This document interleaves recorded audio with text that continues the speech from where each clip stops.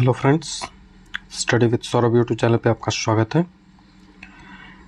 जैसा कि आप जानते हैं कि हम लोग पटना हाई कोर्ट स्टूडेंट है, उसकी तैयारी कर रहे हैं। प्री हो गया है, उसके बाद मेंस की हम लोग तैयारी में लग चुके हैं। तो अब आप लोग जानते होंगे कि मेंस का हमारा पेड ग्रुप चलता है, तो उसी में हमने जो फुल लेंथ जो टेस्ट प्रैक्टिस होती है वो स्टार्ट किया है। तो इससे पहले जो पहला टेस्ट था उसका वीडियो मैंने अपलोड कर दिया है। उसके बाद ये दूसरा टेस्ट है जिसका वीडियो मैं अपलोड कर रहा हूँ। इसमें मैं एक आपको बस बेसिक आइडिया दूंगा कि किस तरह से आपको जो क्वेश्चंस है उसको अप्रोच करने चाहिए। जो एसेज हैं उनको कैसे अप्रोच करना चाहिए, प्रिसीज है उनको कैसे अप्रोच करना चाहिए, लेटर राइटिंग, मुहावरे, ये सारे जो चीज़ें हैं उन सभी के बारे में हम डिस्कस करेंगे।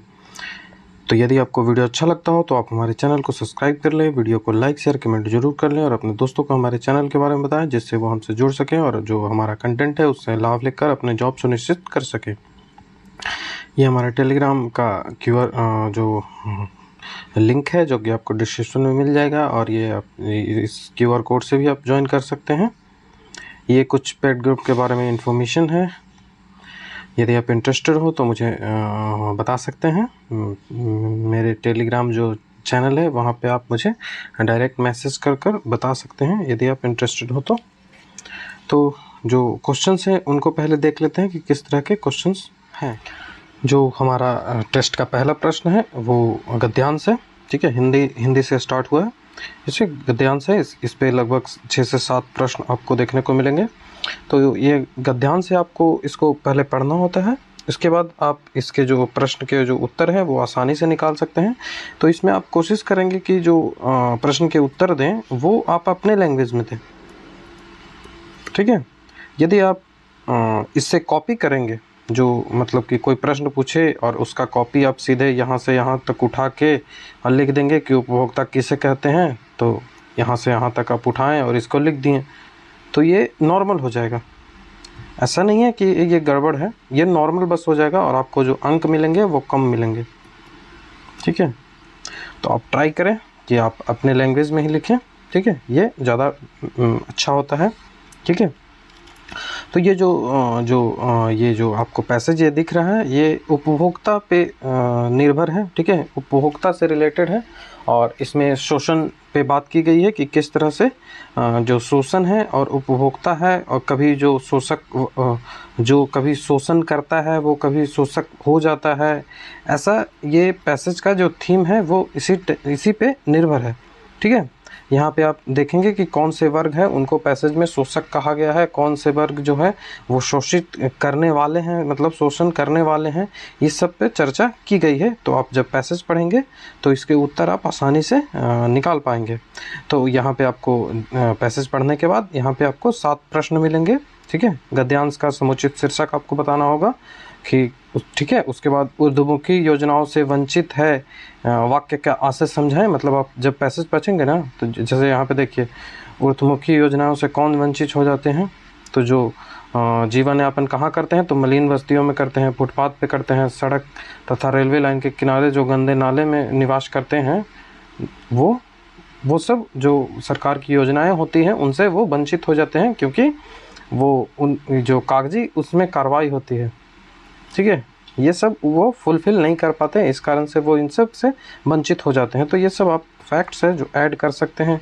फिर लास्ट में आप देखेंगे कि शोषण करने वालों को किस तरह से सटायर किया गया है कि Guinness book of world record में दर्ज कराना चाहिए। कीर्तिमान जैसे कि शोषण कौन करते हैं, डॉक्टर, शिक्षक, प्रशासनिक अधिकारी हो गए, वकील हो गए, ठीक है। तो इन सब पे चर्चा इसमें की गई है। तो उसके बाद आपको यहाँ पे 7 प्रश्न मिलेंगे। तो चलिए एक एक कर डिस्कस करते हैं कि हमारे जो प्रश्न हैं उनको कैसे हम डील करेंगे। तो जो पहला हमारा था कि इसका समुचित शीर्षक दें, उस पैसेज का शीर्षक क्या है, तो आप पैसेज पढ़ेंगे तो आसानी से आप निकाल सकते हैं कि उसका जो शीर्षक है वो उपभोक्ता शोषण होना चाहिए, ठीक है, उपभोक्ता शोषण।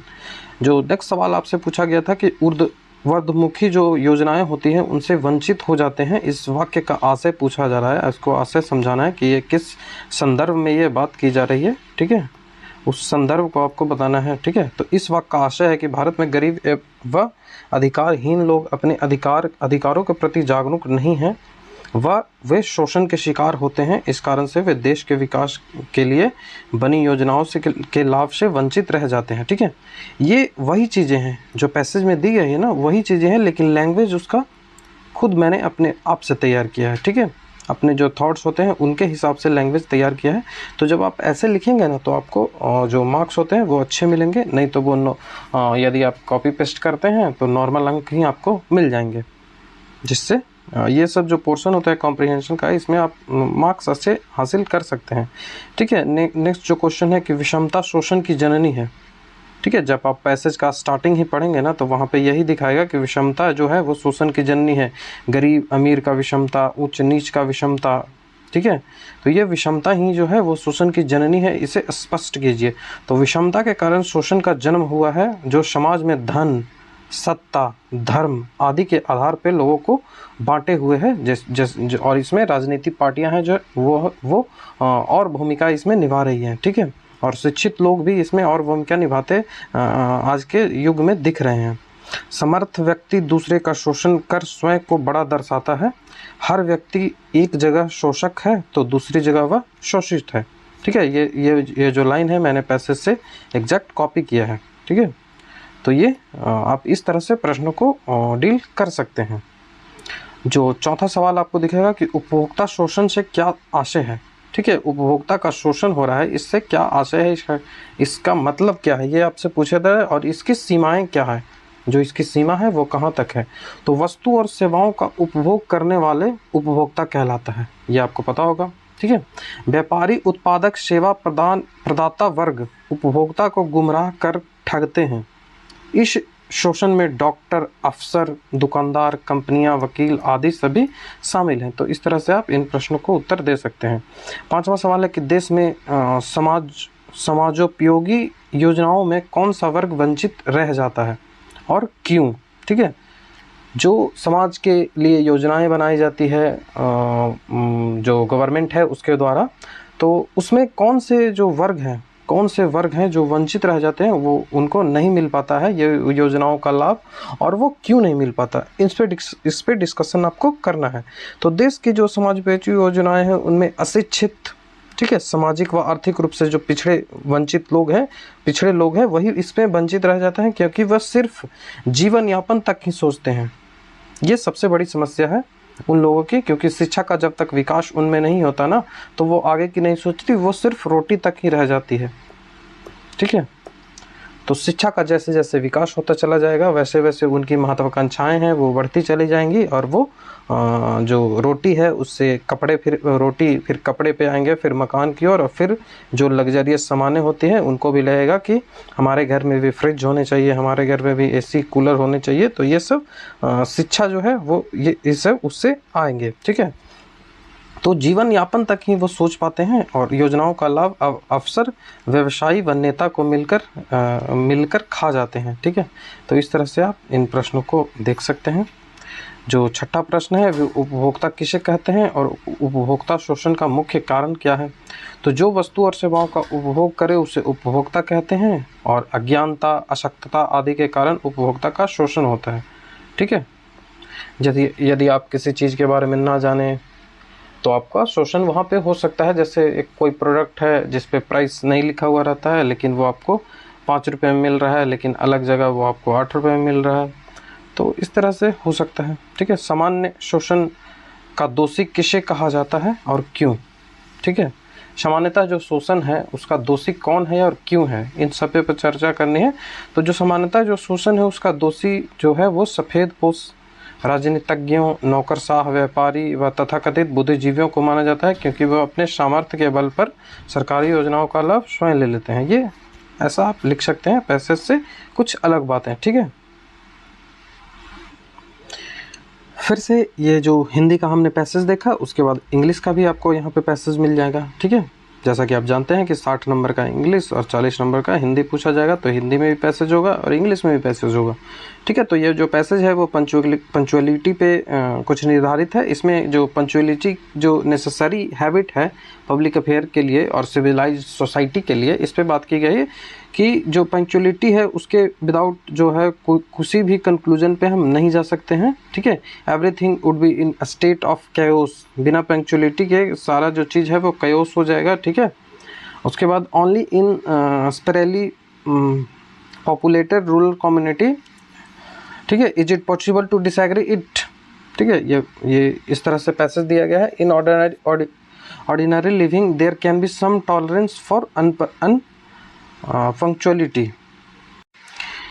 नेक्स्ट है जो कहा जा रहा है कि जो इंटेलेक्चुअल लोग होते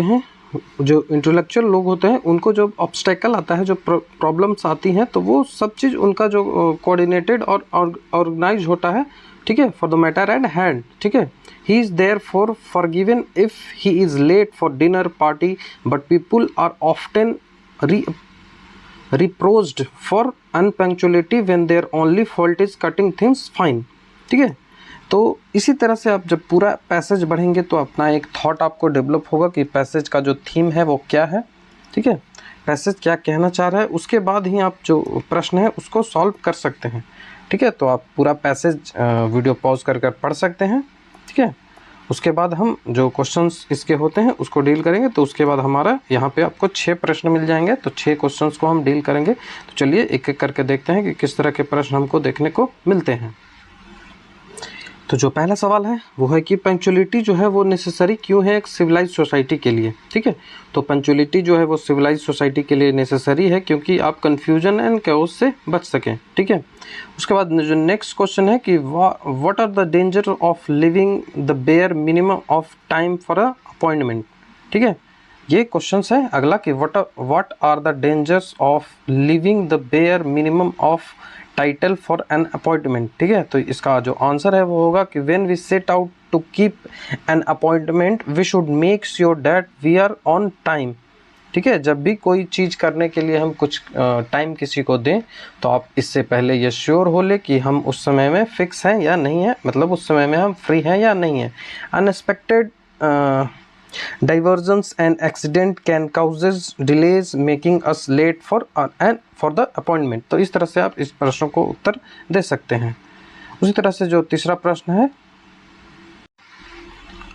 नेक्स्ट जो क्वेश्चन है कि बोल रहा है कि ओवर पंक्चुअल जो है वो जो can be much trial to others as the unpunctual why. ठीक है, ये आपसे पूछा जा रहा है। तो over punctuality can be quite troublesome to the others as the person. ठीक है, ओवर जो पंक्चुअलिटी है उससे भी किसी और को प्रॉब्लम हो सकती है। ठीक है, नेक्स्ट जो क्वेश्चन है वो कह रहा है कि जो ऑथर का जो फैमिली है वो क्यों बोला कि कुछ लोग गेस्ट को कि कुछ गेस्ट जो है वो बाद में आए, कुछ गेस्ट पहले आए। ठीक है, जो कुछ पहले आए कुछ बाद आए, तो ये क्वेश्चन आपसे पूछा जा रहा है। तो इसमें जो पैसेज है उसके हिसाब से इसका जो आंसर होगा कि उनको कहा गया था कि यदि वो अर्लियर आ जाते हैं तो वो जो गेस्ट हैं उनको इरिटेट करेंगे। ठीक है, और ये नौसिया का कारण बन जाएगा। तो ये आप यहाँ पे उत्तर लिख सकते हैं। उसके बाद जो 5वां सवाल है, नेक्स्ट पूछा जा रहा है कि जो ऑथर के हिसाब से आपको ट्रेन का वेट करना चाहिए उस प्लेटफॉर्म पे बैठ के, क्यों। ठीक है, बिफोर ट्रेन अराइवल्स क्यों करना चाहिए। तो पैसेज के अनुसार इसका आंसर होगा कि यदि आपका ट्रेन छूट जाता है तो उसके बाद जो नेक्स्ट ट्रेन है वो कब होगा, तो 1 आवर के बाद होगा। ठीक है, कई आवर्स के बाद होंगे। इस कारण से आपको प्लेटफॉर्म पे जाके वेट कर लेना चाहिए, ना कि आप जल्दी जल्दी में अपने ट्रेन खो दें। तो इस तरह से उत्तर इसका होगा। उसके बाद जो लास्ट क्वेश्चन है, छठा जो सवाल है, उसमें 3 मीनिंग दिए गए हैं। इनके आपको सिनोनिम ढूंढना था। तो हार्ड वर्किंग इंडस्ट्रियस हो जाएगा, ब्लेम्ड हो जाएगा, रिप्रोच्ड हो जाएगा, और थिनी हो गया स्पेयरसी। ठीक है, जो हमारा नेक्स्ट क्वेश्चन है वो प्रेसिज राइटिंग है। ठीक है, प्रिसाइज राइटिंग। तो किस तरह से प्रिसाइज राइटिंग को अप्रोच करना चाहिए, एक एग्जांपल से हम तो देखते हैं जो क्वेश्चन हमारा दिया गया उसके हिसाब से। तो प्रिसाइज को सबसे पहले आप पढ़ लेंगे, उसके बाद जो मोस्ट इंपॉर्टेंट पॉइंट्स हो उनको आप अंडरलाइन कर लेंगे, मतलब हाईलाइट कर लेंगे, ठीक है। तो one of the difficult problem is what we call to discipline, and it is really very complex. You see society feel that it must control or discipline the citizen, ठीक है, and shape their mind according to certain religion, social, moral and economic ठीक है pattern. इसके अनुसार ही, discipline के अनुसार ही इसे जो पैटर्न करना चाहिए, ठीक है। जो पैसेज है यहाँ पे बात की जा रही है कि जो कोई भी चीज़ है उसमें इमिडिएटली आप यस या नो नहीं कहेंगे, ठीक है, ठीक है, ये इमीडिएटली आप उस पर एक्शन नहीं ले सकते, ठीक है। तो इसमें कहा जा रहा है कि जब हम यंग थे, ठीक है, जब हम यंग थे तो उस समय जो हमारा लिए कोई डिसिप्लिन मायने नहीं रखता था, ठीक है, हम लोग जो मन करता था हम वो करते थे, वही यहाँ पे लिखा गया है, ठीक है। और हम सोचते थे कि हम उस समय फ्री थे, ठीक है, बिना अंडरस्टैंड किए हुए कि जो प्रॉब्लम है वो डिसिप्लिन का क्या होगा। तो इसी तरह से आप पूरा जब पैसेज पढ़ेंगे तो उसका होल एक आइडिया बनेगा। और यहाँ पे मैंने लिख दिया है कि पैसेज में कितने शब्द हैं, तो 171 वर्ड यहाँ पे आपको मिलेंगे।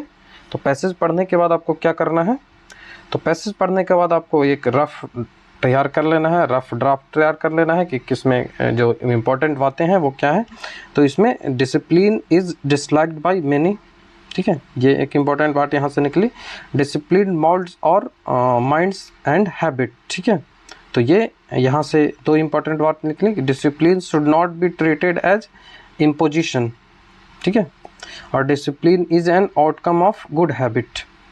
तो ये चार जो बेसिकली जो है ड्राफ्ट रफ तैयार किया गया, अब इसी के अकॉर्डिंग हमारा प्रीसिज तैयार हो जाएगा। तो प्रीसिज लिखने के लिए आपको एक हेडिंग देने की आवश्यकता होती है। तो जो हमारा टाइटल है वो क्या है, तो the importance of discipline. Although many people detest discipline, it is crucial in moulding our lives and habits, ठीक है। It should not be treated as an imposition but rather an natural outcome of good habit, ठीक है, मतलब habit को किसी पे impose नहीं कर सकते, उसको एक आदत सी डलवाइए, गुड जो गुड हैबिट है उसको नेचुरली करने की कोशिश करिए जो उसके लिए अच्छा होगा। उसके बाद यहाँ पे वर्ड लिख दीजिए कि कितने वर्ड में है, तो 30 वर्ड में है। आप इसे और इंटराइज कर सकते हैं यदि आपका मन करे तो। उसी तरह से आप देख सकते हैं कि यहाँ हिंदी का जो संक्षेपण बोलते हैं हिंदी में, ठीक है, तो ये संक्षेपण है, यहाँ से हम इसको पढ़ेंगे। उसके बाद इसका भी उसी तरह से आप रफ ड्राफ्ट तैयार करें, उसके बाद आसानी से आप इसे डील कर सकते हैं, ठीक है। तो धरती का कायाकल्प यदि देहात की सबसे बड़ी समस्या है, ठीक है, आज धरती रूठ गई है, किसान धरती में मरता है पर धरती उपज नहीं देती है, बीज के दाने तक कहीं कहीं धरती पचा जाती है। धरती से अन्न की इच्छा रखते हुए गांव के किसानों ने परती जंगल जीत जाले, बंजर तोड़ते तोड़ते किसानों का दिल धक गए पर धरती न पसीजी और किसानों की दरिद्रता बढ़ती चली गई। अधिक अन्न उपजाने का सुग्गा पाठ किसान सुनता है, यह समझता है कि धरती जोत में लानी चाहिए, उसके बाग बगीचे में पेड़ काट डाले, खेतों को बढ़ाया पर धरती ने अधिक अन्न नहीं उपजाया। अधिक धरती के लिए अधिक पानी चाहिए, अधिक खाद चाहिए। धरती रूठी है, उसे मनाना होगा, किसी रीति से उसे भरना होगा। तो यहाँ पे जो शब्द है वो 128 है, काउंट कर लीजिएगा आप। उसके बाद संक्षेपण है, तो कुछ वो जो मेन पॉइंट होते हैं, उसके बाद जो सबसे इम्पोर्टेंट है वो टाइटल होता है, तो धरती की समस्या। उसके बाद धरती का कायाकल्प देहात की बड़ी समस्या है, अधिक अन्न उपजाने के लिए किसानों का दल बंजर परती और बाग बगीचे जोतते थक गए, लेकिन अधिक अन्न नहीं उपजाए, इसके लिए अधिक पानी और खाद चाहिए, इससे ही धरती मान सकेगी। तो यहाँ संक्षेपण का 42 शब्द है, तो इस तरह से आप संक्षेपण लिख सकते हैं, ठीक है। जो हमारा नेक्स्ट सवाल है वो लेटर राइटिंग है, ठीक है, लेटर राइटिंग है। इसमें का जो लेटर राइटिंग का थीम है वो क्या है, तो आप जो प्राथमिक स्वास्थ्य केंद्र हैं वहाँ पे बुनियादी सुविधाएं उपलब्ध नहीं हैं और ना ही पर्याप्त कर्मचारी उपस्थित हैं। तो इसी और जो CMO है, CMO office, CM office, chief minister office, तो उसको एक पत्र लिखें और स्थिति में सुधार के लिए जल्द से जल्द कार्रवाई करने का आग्रह करें। ठीक है, तो ये जो इंग्लिश है, हिंदी है, उसका प्रश्न है। और इसी तरह से जो लेटर राइटिंग का प्रश्न है वो इंग्लिश के लिए भी है कि आप कमिश्नर ऑफ पुलिस जो है उसको एक लेटर लिखें जिसमें आप ग्रांट मांगें, लाइसेंस मांगें आर्म कैरी करने का। ठीक है, और इसमें आपको कारण भी बताना होगा कि किस तरह से आप क्यों आपको आर्म कैरी करने का जो मतलब कि परमिशन है वो दे दिया जाए। ठीक है, यहीं पे देख लीजिए जो दो मतलब कि क्या बोलते हैं वो ऐसे जो दिया गया है उसका टॉपिक क्या है। तो जो COP27 जो शर्म एल शेख में हुआ था वो हिंदी में, इंग्लिश में है, और हिंदी में है स्वदेश दर्शन योजना है। ठीक है, हिंदी में स्वदेश दर्शन योजना है। जो हिंदी में ऐसे है, हिंदी का जो ऐसे है वो स्वदेश दर्शन, भारत की संस्कृति को जानना। जो स्वदेश दर्शन योजना है ये एक पुरानी योजना है लेकिन हाल ही में न्यूज़ में रहा है, तो हो सकता है कि ये जो पूछा जा सके। ठीक है, तो इसमें जो इन्होंने, ये एक स्टूडेंट कॉपी है, मैं पहले ही बता दूं। ठीक है, तो इन्होंने एक जो कोटेशन है उससे स्टार्ट किया है कि भारत मानव जाति का पालन है। ठीक है, पालना है। मानव वाणी का जनस्थान, इतिहास की जननी, किंवदंतियों की मातामही और परंपरा की मातामही, मानवीय इतिहास की सबसे मूल्यवान और शिक्षाप्रद वस्तुएं भारत में ही निहित है। तो इस तरह से कोटेशन जब देंगे ना तो आपका जो ऐसे है वो अट्रैक्टिव होता है। ठीक है, अब आप इन्हीं से स्टार्ट करेंगे किस तरह से जो हमारा ये जो चलती है बातें। तो आप बता सकते हैं कि यहाँ उपयुक्त जो पंक्तियाँ हैं वो किसके द्वारा लिखे गए। तो मार्क ट्वेन के द्वारा लिखे गए। ये जो पंक्तियाँ हैं वो भारत के संदर्भ में भारत का व्याख्यान करने के लिए लिखे गए। इसका अर्थ है कि भारत में मानव सभ्यता की शुरुआत हुई सिंधु घाटी सभ्यता से, आप जानते होंगे मानव वाणी का जन्म यहीं से हुआ। ठीक है, माँ परंपरा, दादी और जो मानव से जुड़ी इतिहास से सबसे मूल्यवान जो शिक्षा देने वाली वस्तुएं हैं वो भारत से हुई। तो इस तरह से आप भारत से, कल्चर से रिलेटेड जितनी भी चीज़ें हैं उनको आप यहाँ पे लिख सकते हैं। उसके बाद आप जो स्वदेश दर्शन योजना है उसके जो कुछ एलबोरेशन है उसके ऑफिशियल आप वेबसाइट पे जाएंगे। ठीक है, आप ऑफिशियल वेबसाइट पे जाके इसके बारे में पढ़ें। उसके बाद स्वदेश दर्शन जो योजना है उनके बारे में आप बताएंगे कि इसके किस तरह से इसमें जो सर्किट बनाए जा रही हैं। ठीक है, महाभारत सर्किट, रामायण सर्किट, इन सब को आप एक्सप्लेन करेंगे। ठीक है, उसके बाद कई सारे चीज़ें हैं जो आपको इनमें बतानी होगी, जैसे यहाँ पे इस स्टूडेंट ने बताया बॉड सर्किट, सूफी सर्किट, तीर्थकर सर्किट, ये सब इन्फॉर्मेशन आपको देगी। यह जो योजना है उसके बारे में बताएंगे कि ये केंद्र सरकार के द्वारा विश्व पोषित है 100%। ठीक है, इस तरह से आप इसके जो ऑब्जेक्ट हैं उनको भी बता सकते हैं। संस्कृति और विरासत को, साहसिक पर्यटन, कल्याण पर्यटन, तीर्थ पर्यटन, ये सब आप इस तरह से बता सकते हैं, कोई इसमें प्रॉब्लम आपको नहीं होगी। उसके बाद आप जो लास्ट है आप लास्ट में एक कंक्लूजन लिख देंगे। ठीक है, कि किस तरह से भारत जो है इस योजना को चला रहा है। तो इससे आपको आसानी से तैयार हो जाएगा। इसके लिए आपको एक रफ ड्राफ्ट तैयार कर लेना है। मैं स्टार्टिंग से ही बोल रहा हूँ कि जो मेन पॉइंट है उनको एक रफ तैयार कर लें। उसके बाद आप जो ऐसे है वो आसानी से लिख सकते हैं, कोई इसमें प्रॉब्लम आपको नहीं होगी। सेम आप देख सकते हैं ये जो COP27 पे भी है, यहाँ पे ही ये स्टूडेंट कॉपी मैंने पहले ही बता दिया। यहाँ पे भी देखिए बराक ओबामा के बारे में बोला। बराक ओबामा ने जो बोला है उसको इन्होंने कोटेशन किया है, कोट किया है कि we are the first generation to feel the impact of climate change and the last generation that can do something about it. तो ये अब जब कोटेशन देंगे तो देखिए कितना अट्रैक्टिव हो जाता है ऐसे। तो क्लाइमेट चेंज से रिलेटेड जो कोटेशन है तो यहाँ बराक ओबामा का इन्हें पता चला तो वो इन्होंने दे दिया। उसके बाद जो आप बताया था मैंने कि इंट्रो आप तैयार करेंगे उसी कोटेशन के साथ। ठीक है, तो in the context of above lines जो फॉर्मर प्रेसिडेंट है USA के, उन्होंने ये कहा। तो इन सब चीज़ों को आप एक्सप्लेन करेंगे। इसी तरह से जब आप पॉइंट तैयार करेंगे जैसा कि मैंने बताया तो आप पॉइंट तैयार करके उन्हीं को एलोबरेट करेंगे यहाँ पे। ठीक है, आप एक इंट्रो देंगे, इंट्रो कोटेशन देंगे, कोटेशन को थोड़ा सा एक्सप्लेन करेंगे।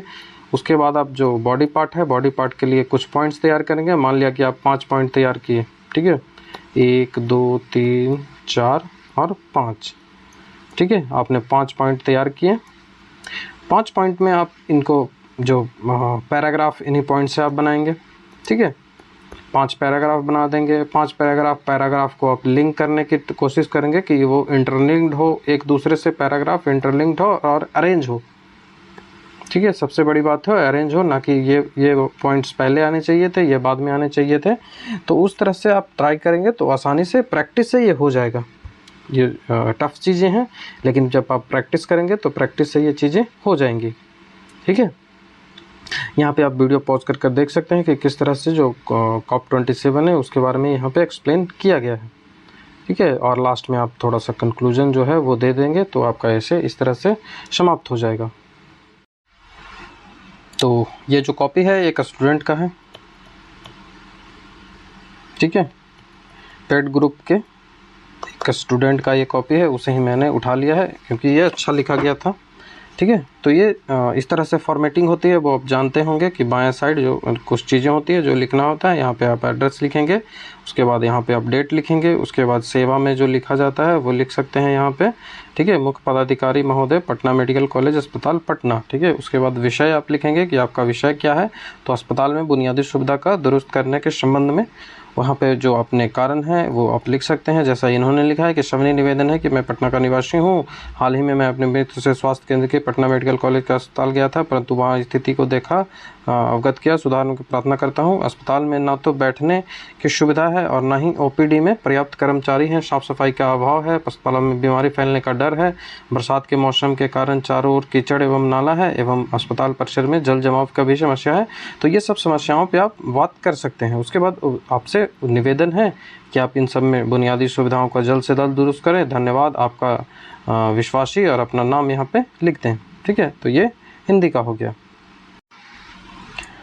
सेम इंग्लिश में है।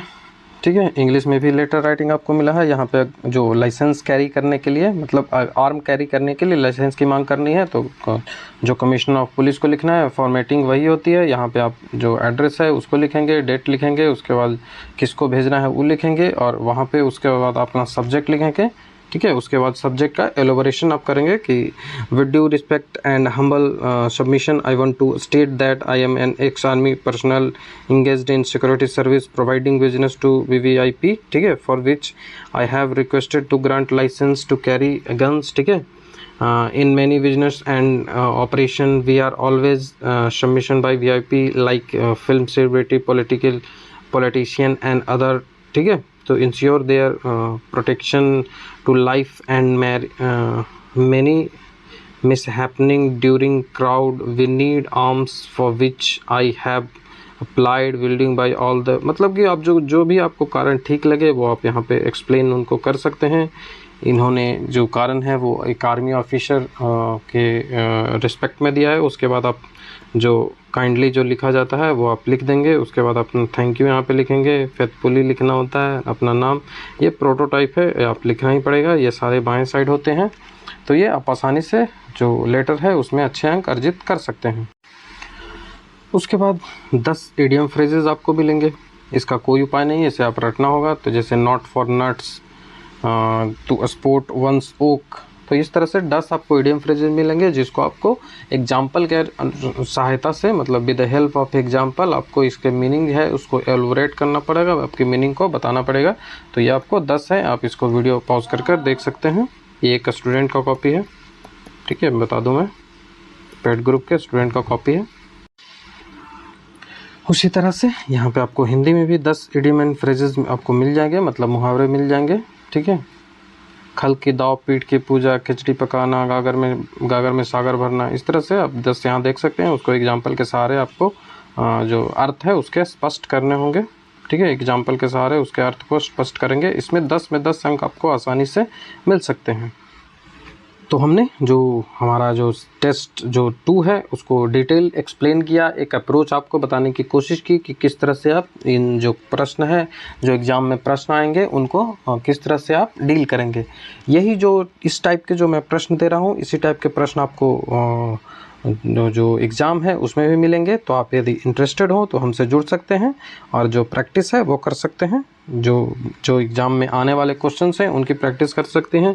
प्रेसिज हो गया, पैसेज हो गया, लेटर राइटिंग हो गया, ऐसे हो गया और इडियम्स हो गए, इन सब की प्रैक्टिस आपकी बड़ी अच्छे से हो जाएगी यदि आप हमसे जुड़ते हैं। तो यदि आपको हमारा कंटेंट पसंद आ रहा हो तो हमारे चैनल को सब्सक्राइब कर लें और ये जो कुछ लिंक्स हैं टेलीग्राम को ज्वाइन करना ना भूलें, टेलीग्राम ज़रूर ज्वाइन कर लें। उसके बाद जो पेड ग्रुप का इन्फॉर्मेशन है या आप यहाँ से वीडियो पॉज कर पढ़ सकते हैं। यदि आप इंटरेस्टेड हो तो आप मुझे मैसेज कर सकते हैं टेलीग्राम पे। वीडियो देखने के लिए थैंक यू।